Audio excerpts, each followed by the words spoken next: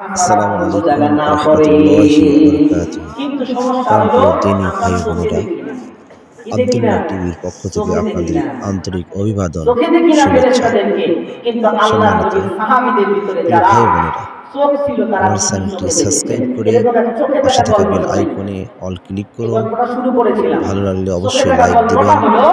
আপনাদের সুন্দর মতামতের জন্য কমেন্ট করুন এবং আপনার বন্ধু বান্ধব মহলে চ্যানেলটি শেয়ার করুন। সবাইকে ধন্যবাদ। এই অশ্বাস শুনছিলেন গত 8ই ডিসেম্বর 2024 সালে ঐতিহ্যবাহী ধুমদার তালিমুল কোরআন কওমি হাফিজিয়া মাদ্রাসা স্কুল মাঠে উক্ত মাহফিলে বগুড়া মাদ্রাসার সুনামধন্য প্রধান মুফাসসির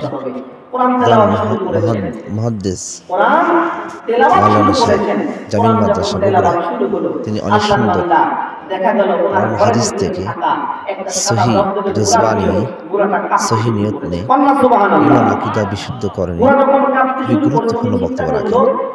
সবাইকে শেষ পর্যন্ত দেখার জন্য বিনীত অনুরোধ করছি। তাড়াতাড়ি করে তেলাওয়াত বন্ধ করে দিলেন, ঘোড়াটা স্থির হয়ে দাঁড়িয়ে গেল। ভালো হলো না খারাপ হলো? তেলাওয়াত বন্ধ হলো, ঘোড়া দাঁড়িয়ে গেল। এরপরে দেখা গেল আল্লাহর নবীর সাহাবী চিন্তা করে ঘোড়া যখন দাঁড়ায় গেছে আর শান্ত হয়ে গেছে, তেলাওয়াত শুরু করে দেই। আবার যখন তেলাওয়াত শুরু হয়ে গেল, ঘোড়া আবার ফাটফাট করে কাঁপতে শুরু করলো, ছোটাছুটি করে।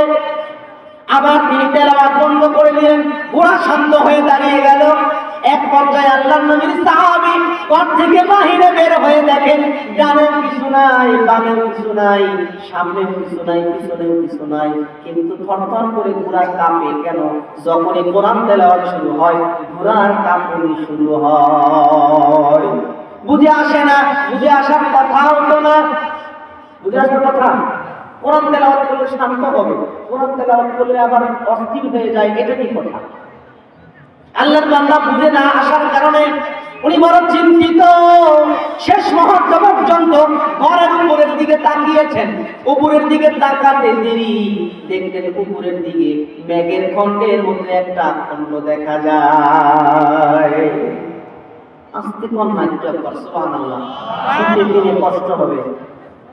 শুধু তাই না, অমিসলিল মাসাবি, আল্লাহর নবীর সাহাবী বলেন দেখলাম ঘরের উপরে টিপটিপ মিটমিট করে জোনাকি বাতির মতো আলো জ্বলে, আমি ওইটা দেখতে পাইলাম। চিন্তায় পড়ে গেলাম, এরকম হচ্ছে কেন, এরকম হচ্ছে কেন? এই চিন্তা করতে করতে ফজরের নামাজের সময় হয়ে গেল। উনি ফজরের নামাজ পড়ার জন্য মসজিদে চলে গেলেন। আল্লাহর নবীর পিছনে নামাজ পড়ার পর সাহাবায়ে কেরামকে জিজ্ঞাসা করলেন, নবী আমার ডাক দিয়ে তোমাদের কারো কোনো সমস্যা আছে কিনা? হযরত উসাইদ দেখে বলেন, ইয়া রাসূলুল্লাহ, ইয়া হাবিবাল্লাহ, আমার একটা সমস্যা আছে। কি সমস্যা? ওই গত রাতে যখন আমি রাতের বেলা ঘুম থেকে উঠে গেলাম, এরকম কোরআন তেলাওয়াত শুরু করলাম, আমার ঘোড়া থরথর করে কাঁপতে শুরু করলো। এরকম ঘটে গেল, আমার ঘরের উপরে এরকম দেখলাম। এর কি কারণ আমার কাছে বুঝে আসে নাই। নবী আমার ডাক দিয়ে বলেন, উসাইদ, তুমি বুঝতে পারো না, ওটা আর কিছু নয়, কিছু নয়। তুমি যখন কোরআন তেলাওয়াত শুরু করেছো, আমার আল্লাহ তোমার উপরে খুশি হইয়া আসমান থেকে রহমতের ফেরেশতা আসমান থেকে শুরু করে তোমার ঘর পর্যন্ত বরাবর জোনাকি বাতির মতো উজ্জ্বল উজ্জ্বল ফেরেশতাদেরকে রহমতের ফেরেশতা নামায় দিয়েছে। তুমি যত তেলাওয়াত করতেছিলা, তোমার তেলাওয়াতের সাথে ফেরেশতারা কাছে আসতেছিল, আর ঘোড়া তাকিয়ে থেকে ফেরেশতাদেরকে দেখতেছিল। আর তোমরা যা চোখে দেখো না, প্রাণী জগতে তার অনেক কিছুই দেখে। এই জন্য ঘোড়া ওগুলো দেখার কারণে থরথর করে কাঁপতেছিল। কারণ ফেরেশতা তো দেখার পরে ঘোড়া ওভাবে দাঁড়িয়ে থাকতে পারে না। আল্লাহর বান্দা এই জন্য কাঁপতেছিল, কারণ ফেরেশতারা কাছে আসতেছিল, তোমার ঘরের ভিতরে ঢুকতেছিল। এরপর যখন তেলাওয়াত বন্ধ করেছো, ফেরেশতা বের হয়ে গেছে, ঘোড়া শান্ত হয়ে গেছে, আবার তেলাওয়াত শুরু করেছো, আবার ফেরেশতা ঢুকতে শুরু করেছে, আবার যখন বন্ধ করেছো আবার ফেরেশতা বের হয়ে গেছে। শুধু তাই না, তোমার ঘর থেকে শুরু করে উপরের দিকে যে জোনাকি বাতির মতো জ্বলতে দেখেছো, ওগুলা আর কিছু নয় আল্লাহর ফেরেশতা। তুমি যদি কোরআনের তেলাওয়াত চালাইতে থাকতা, ওই ফেরেশতারা ওই অবস্থায় দাঁড়িয়ে থাকতো, এদিকে চারদিকে ফর্সা আলো হয়ে যেত, এমত অবস্থায় চারদিক থেকে মানুষেরা তাকিয়ে দেখতে পারতো ফেরেশতারা তোমার ঘরের উপরে কোনো আয়া কায়া ছবি পরিবর্তন করা ছাড়া সরাসরি দেহ নিয়ে দাঁড়ায় আছে। আল্লাহর বান্দা, ওই কোরআন এখন আছে না দুনিয়াতে? না নাই? আছে না নাই? সেই কোরআন আমাকে আপনাকে ধারণ করার প্রয়োজন আছে না নাই? কিন্তু আল্লাহর বান্দা সবচেয়ে বড় সমস্যা, কোরআন তো পড়তে জানি না, যাও বা জানি তাও আমার মাথা খারাপ তেলাওয়াত। মাথা খারাপ তেলাওয়াত মানে অল্প করে 2-3টা উদাহরণ দেই। মাথা খারাপ তেলাওয়াতটা বুঝেন। নামাজের মধ্যে শীতের বেলা কনকনা শীতের মধ্যে দাঁড়াইছেন, ভালো করে কান লাগান। এতক্ষণ ঘটনা বলছি, এখন কিন্তু গুরুত্বপূর্ণ কথা বলতেছি, শেষ করে দিব, হুজুর চলে আসবে। আল্লাহর বান্দা ভালো করে কান লাগান। শীতের মধ্যে ঠান্ডা পানি দিয়ে ওযু করে মসজিদের মধ্যে গেলেন, যাওয়ার পরে আপনি যখন সুন্নতের নিয়ত করে এবার দাঁড়ালেন, এবার আপনি পড়তে শুরু করেছেন আলহামদুলিল্লাহি রাব্বিল আলামিন। বলেন তো নামাজ আছে নাকি চলে গেছে? কোন জায়গায় গেল? কোন জায়গায় গেল? এমন জায়গায় গেছে ওই জায়গা কোনো ঠিকানাও করা যাবে না, এমন জায়গা চলে গেছে। কারণ কি বলেন তো? কারণ কি? সূরা ফাতিহা ভুল পড়ছে। মাশাআল্লাহ। নামাজের ভিতরে নামাজ ভঙ্গের 1 নাম্বার কারণ হলো কোরআন পাক অশুদ্ধ করা। ঠিক কি না? নাকি ভুল বলছি? 1 নাম্বার কারণ হলো নামাজে অশুদ্ধ করা। কোরআন পাক যদি আপনি ভুল করেন, অশুদ্ধ করেন, অশুদ্ধ করতে দেরি আমার আপনার নামাজ খানা অটোমেটিক ভেঙে চুরমার হয়ে যায়। 4 রাকাত পড়েন আর 5 রাকাত পড়েন, ওই নামাজ দিয়ে কোনো কাজে আসবে না। কারণটা বোঝেন? তার কারণ বুঝলাম না। তার কারণটা বুঝলেন না? তার কারণ হলো আপনি যদি বড় হাকে বড় হা বলেন আলহামদু, তার অর্থ হয় প্রশংসা। যদি বড় হাকে ছোট হা বানায় ফেলেন, তার অর্থ হয় অনুর্বর বালু মাটি। বালু মাটি ছিলেন তো? বালু মাটি, তার মধ্যে পানি টানি কিচ্ছু নাই, অনুর্বর, খালি ধুলাবালি ওড়ে, এইরকম জমিনের নাম হলো হামেদা। এরকম জমিনকে আরবিতে কি বলা হয়? হামিদা। আরবিতে হামেদা। আপনি সেই হামেদার সাব্যস্ত করছেন আল্লাহর জন্য। আলহামদু, সব অনুর্বর, সব উল্টাপাল্টা বালু যত আছে সব আল্লাহর জন্য সাব্যস্ত করে দিচ্ছেন। বলেন তো নামাজ এখন থাকবে নাকি আমার আপনার পেটের ভিতরে ঢোকার কথা ছিল? নামাজের পেটের ভিতরে ঢুকে পেট খালি দেয় নাই কিন্তু ভালো কথা বল না কেন? নাকি আপনাদের মনের মধ্যে খারাপ লাগতেছে নামাজ আজকে সার্জারি হচ্ছে? নামাজটা ভালো করে সার্জারি ওপেন করেন। আল্লাহর বান্দা ভালো করে কান লাগান। সূরা ফাতিহাটা কোন রকম তেলাওয়াত করলেন, তেলাওয়াত করার পরে এবার যখন কুল হুয়াল্লাহ শরীফ জানেন, কুল হুয়াল্লাহ পড়তে গেলেন, কুল হুয়াল্লাহ পড়তে গিয়ে পড়তে শুরু করেছে কুল হুয়াল্লাহু আহাদ আল্লাহুস সামাদ লাম ইয়ালিদ ওয়া লাম ইউলাদ পড়তে গিয়া এবার কুল পড়তে হবে বড় কফ দিয়ে পড়ছে, ছোট কাফ। কি পড়ছে? আমার কথা বুঝতেছেন না? কারা দেখি হাত তোলেন তো। সব বুঝতেছেন নাকি আমার কথা ডোজ বেশি হয়ে যাচ্ছে? ভালো করে আমি একটু বলে যাই, কান লাগান। গতানুগতিক ওয়াজ ইসমাইল করে না, গতানুগতিক কিচ্ছা কাহিনী ওয়াজ ইসমাইল করে না। আলহামদুলিল্লাহ, আমার শাইখ মুর্শিদে নিষেধাজ্ঞা। পরিষ্কার উল্টাপাল্টা বলবি না, যা আছে কোরআন হাদিসে বলতে থাক। যে শুনবে তার কাজে লাগবে, যে শুনবে না তার কাজে লাগুক আর না লাগুক সেটা জিম্মাদারি তোমার না। ভালো করে কান লাগান। এবার পড়তে হবে কুল হুয়াল্লাহ। পড়লো হলো কুল হুয়াল্লাহ। বড় কফের জায়গা ছোট কাম করে ফেলছে। উলামায়ে কেরামকে জিজ্ঞাসা করেন কুল শব্দের অর্থ হলো হে নবী আপনি বলে দেন। এবার এটাকে পাল্টায় যখন করলো কুল, তার অর্থ হলো হে নবী আপনি খান। কোথায় বলা কোথায় খাওয়া? বলার জায়গায় খাওয়ার কথা বললে নামাজ থাকলো গেল গেল কোন জায়গায়? ঠিকানা নাই।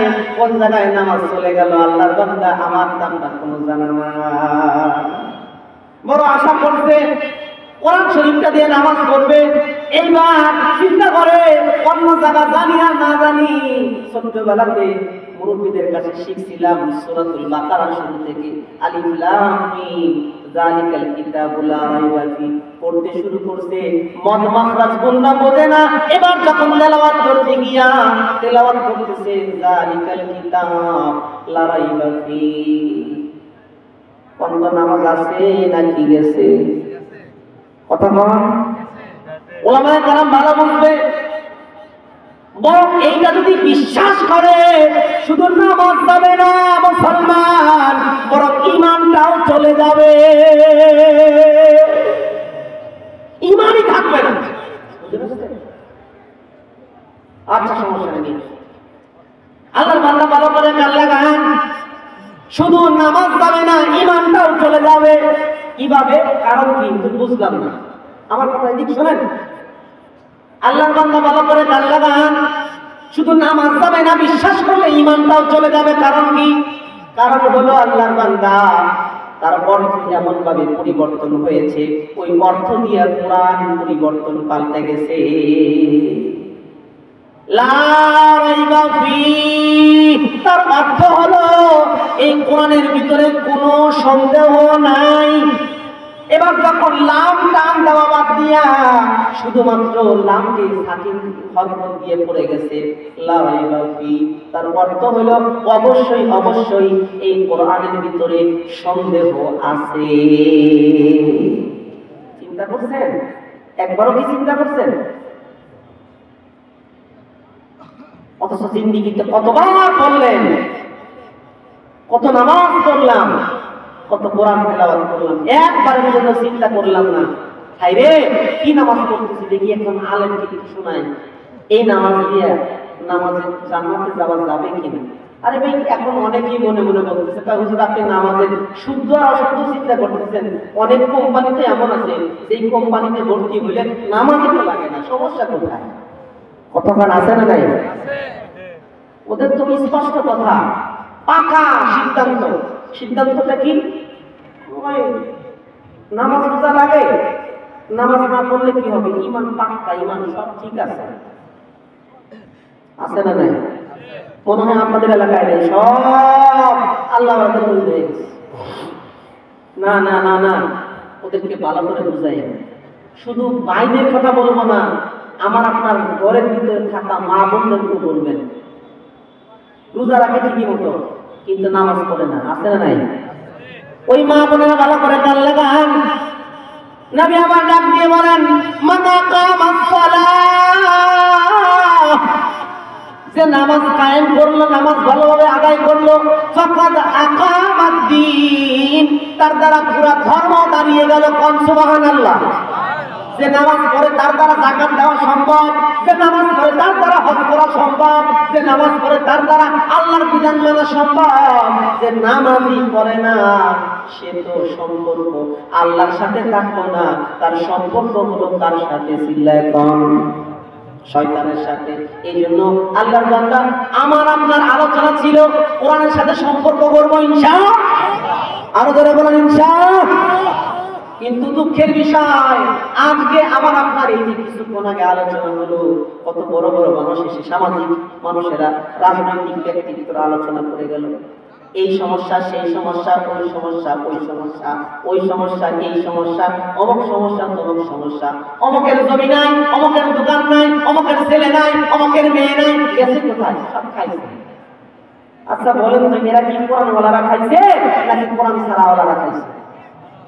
আল্লাহর বান্দার সমস্যার এক নাম্বার কারণ তার ভিতরে কোরআন নাই, তার ভিতরে ইনসাফ করতে যতই দাবিদার হোক প্রকৃত ইনসাফ প্রতিষ্ঠা করা সম্ভব নয়, কখনো সম্ভব নয়। চিল্লা বলেন ঠিক কিনা?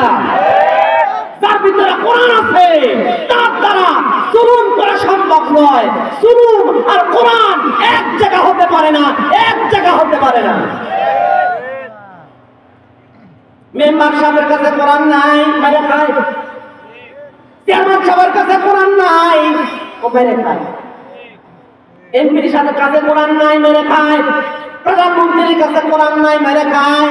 মেরে খাইতে খাইতে খাইতে খাইতে এমন অবস্থা হয়েছে, টাকা রাখবো দুনিয়ার এই দেশীয় ব্যাংকে জায়গা নাই, এবার তাই বাহিরে পার কর। চিল্লায় কোন ঠিক কিনা? এই বাটপার গুলো তৈরি কি কোনো মাদ্রাসায় হয়েছে নাকি? কথা কন কোন মাদ্রাসায় হয়েছে? এগুলো কোথায় তৈরি হয়েছে? সেই জায়গাতে কোরআন নাই, সেই জায়গাতে এই বাটপার গুলো তৈরি হয়েছে। চিল্লায় বলুন ঠিক কিনা? যদি কোরআন থাকতো তাহলে এই বাটপার তৈরি হতো না, এই ডাকাত তৈরি হতো না, জাতীয় গাদ্দার তৈরি হতো না। আমি আওয়ামী লীগ বুঝি না, বিএনপি বুঝি না, আমি কোনো রাজনৈতিক ব্যক্তি না। পরিষ্কার কথা, আমার দাবি একটাই, বাঙালি সন্তান আমি। আমার দাবি হলো বাংলার মানুষের ইনসাফ যারা করবে আমি তার সাথে আছি। দলের লেবেল লাগাইলাম আমি ইসলামী দল, আমি যদি জুলুম করি ওরকম ইসলামী দলের লেবেল লাগাই লাভ কি আমার? আমি ইসলামী দলের লেবেল লাগাই লাভ কি আমার? যদি আমি জুলুম করি, এই জন্য জুলুম বন্ধ করতে হবে। আমি যেখানে জুলুম আছে সেখানে ইসলাম থাকতে পারে? শুধু তাই না, বরং যে জালেম তার সাথে আল্লাহর জান্নাতের সম্পর্ক নাই, তার সাথে সম্পর্ক জাহান্নামের। বরং যে জালেমের সমর্থক তারও সাথে সম্পর্ক জাহান্নামের। চিল্লায় এখন ঠিক কিনা? আয়াত দিয়ে দলিল দিচ্ছি। আমার আল্লাহ ডাক দিয়ে বলেন, ওয়ালা তারকানু ইলাল্লাযিনা যালামু ফাতামাসসাকুমুন নার। আমার আল্লাহ ডাক দিয়ে বলে, এ আমার বান্দারা, তোমরা জুলুম করবে না এবং জুলুমকারীদের সমর্থন করবে না। যদি জুলুম করো এবং জুলুমকারীদের সমর্থন করো তাহলে উভয় শ্রেণীকে জাহান্নামে যেতে হবে। তাহলে জুলুম করলেও জাহান্নাম, জালেমের সমর্থনও জাহান্নামের কারণ। চিল্লা কোন ঠিক কিনা? আল্লাহ তাআলা জালেমের সমর্থন কেমনে করেন? আপনি জানেন, দেখতেছেন যে অমুকে বারবার জুলুম করছে, আপনার জানা আছে। অমুকে পাক্কা রাজনৈতিক প্ল্যাটফর্মে যাওয়ার আগেই বংশীয় জমি মেরে খাইছে, অভাব নাই। তারপরে তাকে নিয়ে গান গায়, তারপরে ভোট দেওয়ার জন্য পাগল হয়। আল্লাহ বান্দা এগুলো বাদ দেন, সব ঠিক হয়ে যাবে।